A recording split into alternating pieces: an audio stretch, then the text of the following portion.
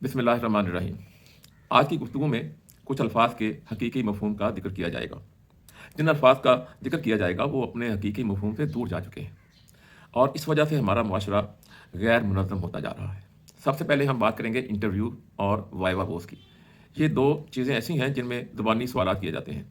Interview में ये जायज़ा लिया जाता है, ये जायज़ा लेना मकसूद होता है कि हम जिस मकसद के लिए मुलाज़िम रख रहे हैं, जॉब दे रहे हैं, क्या इसमें वो फ़ितरी मिलान, उसमें वो एप्टीट्यूड, इसमें इंक्लिनेशन या इसका रुझान वो इसमें मौजूद है। तो इसके लिए ये ज़रूरी नहीं है कि उसको नॉलेज बेस यानी कि उसकी नॉलेज का जायज़ा लिया जाए। नॉलेज के लिए तो उसने डिग्री हासिल कर रखी है। सिर्फ़ ये जायज़ा लेना होता है इंटरव्यू में कि वो इसमें फ़ितरी मिलान मौजूद है जिसके लिए हम इसको भर्ती कर रहे हैं। मैं यहाँ एक मिसाल से बात वाज़ेह करना चाहता हूँ। मिसाल के तौर पर हम टीचर भर्ती करना चाहते हैं, तो हम ये जायज़ा लेंगे कि क्या ये पढ़ा सकता है? क्या अपने ज़हन में इसके जो तसव्वुर है, क्या उस तसव्वुर को तलबा में मुंतकिल करने की अहलियत रखता है?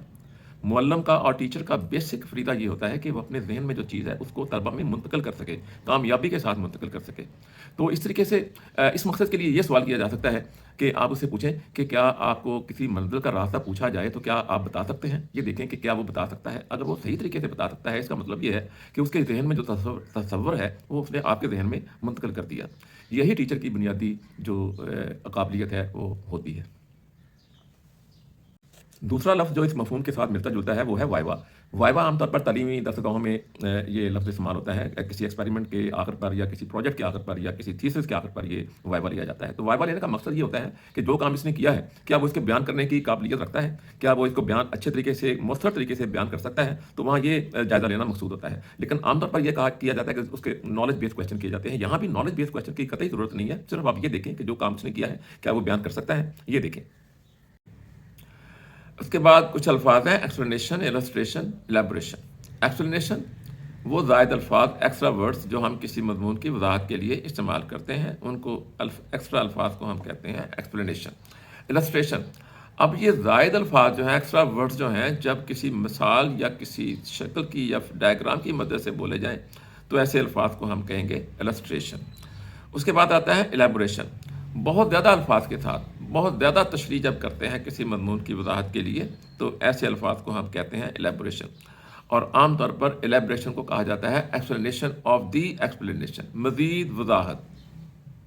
इसके बाद जिक्र करेंगे दो अल्फाज हैं फिगर और डायग्राम। फिगर ऐसी चीज़ को कहते हैं जो किसी मज़मून की वज़ाहत के लिए अल्फाज के अलावा हो। अल्फाज के अलावा जो चीज़ हो मज़मून के बयान करने के लिए उसे हम फिगर कहते हैं। कोई भी चीज़ हो सकती है। डायग्राम ऐसी फिगर को कहते हैं जो साइंसी असूलों के मुताबिक खुद लाइनों से ड्रा की जाती है। डायग्राम इसको हम उर्दू में खाका भी कह सकते हैं। फिगर को शक्ल कहते हैं, लिहाजा इन दोनों में भी फ़र्क है। इसके बाद दो अल्फाज और हैं प्लीज़ और काइंडली। दोनों का मतलब उर्दू में हम कह सकते हैं बराए मेहरबानी या अज़राए करम। तो कहाँ कहाँ इस्तेमाल करना है? क्या ये इंटरचेंजेबली एक दूसरे की जगह पर इस्तेमाल किए जा सकते हैं? नहीं, एक दूसरे की जगह पर इस्तेमाल नहीं किए जा सकते। इनका अपना अपना मकाम है।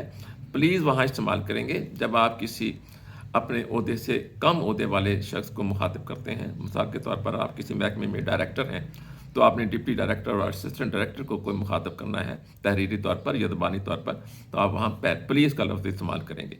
और अगर आप अपने से बड़े ओहदे वाले शख्स से मुखातिब हो रहे हैं तो वहाँ आप काइंडली का लफ्ज़ इस्तेमाल करेंगे। लिहाजा ये वर्ड जो हैं इनमें भी फ़र्क है, तो इसके मुताबिक ही इनको इस्तेमाल करना चाहिए। लिहाजा हमने कुछ वजाहत की है अल्फाज की, उम्मीद है आप इससे इस्तेफ़ादा करेंगे।